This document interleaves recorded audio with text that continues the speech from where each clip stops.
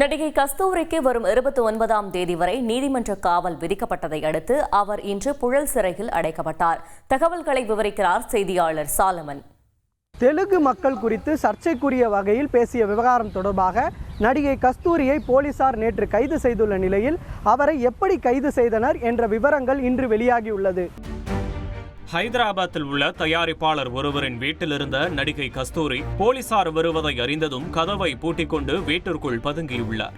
நீண்ட நேரம் கதவை திறக்காமல் இருந்ததால் ஹைதராபாத் போலீஸ் உதவியுடன் கதவை உடைத்துக் கொண்டு உள்ளே வந்துவிடுவோம் என காவல்துறையினர் எச்சரித்துள்ளனர். பின்னர் கதவை திறந்து வெளியே வந்த கஸ்தூரியை காவல்துறையினர் கைது செய்துள்ளனர்.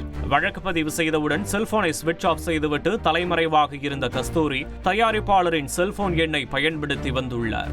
அதனை வைத்து போலீசார் அவரை கண்டறிந்துள்ளனர். அதே சமயம் ஓடி ஒளியவில்லை என விளக்கமளித்து கைது நடவடிக்கைக்கு முன்பு கஸ்தூரி பதிவு செய்த வீடியோ இன்று வெளியாகியுள்ளது. வணக்கம், நான் எங்கேயும் தலைமறைவாகவும் இல்லை, ஓடவும் இல்லை, ஒளியவும் இல்லை. ஹைதராபாத்தில் ஷூட்டிங்கில் இருந்தேன். என் வீட்டில் தான் இருந்தேன்.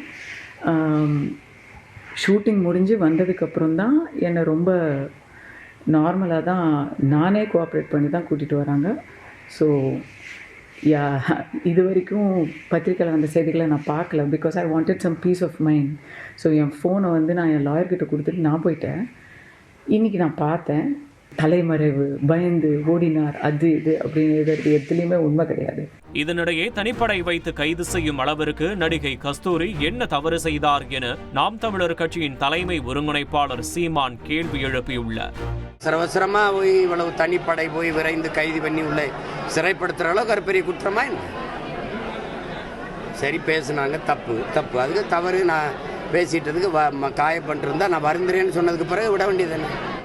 தெலுங்கு மக்கள் குறித்து அவதூறாக பேசிய வழக்கில் நடிகை கஸ்தூரி மீது பதியப்பட்ட எஃப்ஐஆர் வெளியாகியுள்ளது. தமிழர்கள் தெலுங்கர்களிடையே பிரிவினையை ஏற்படுத்தும் விதமாக அவரது பேச்சு அமைந்துள்ளதாக கூறப்பட்டுள்ளதுடன் கஸ்தூரியின் கருத்தால் வெளியே செல்லும் போது சிலர் சினிமா பாடல் பாடி விமர்சிக்கிறார்கள் என தெலுங்கு பேசுபவர்கள் வேதனை தெரிவிப்பதாக எஃப்ஐஆரில் குறிப்பிடப்பட்டுள்ளது.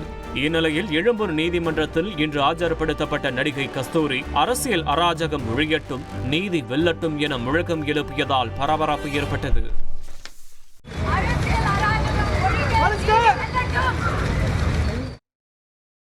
சாலமன், நடிகை கஸ்தூரிக்கு எத்தனை நாட்கள் நீதிமன்ற காவல் விதிக்கப்பட்டுள்ளது? அவர் மீதான நடவடிக்கைகள் பற்றிய கூடுதல் விவரங்களை சொல்லுங்கள்.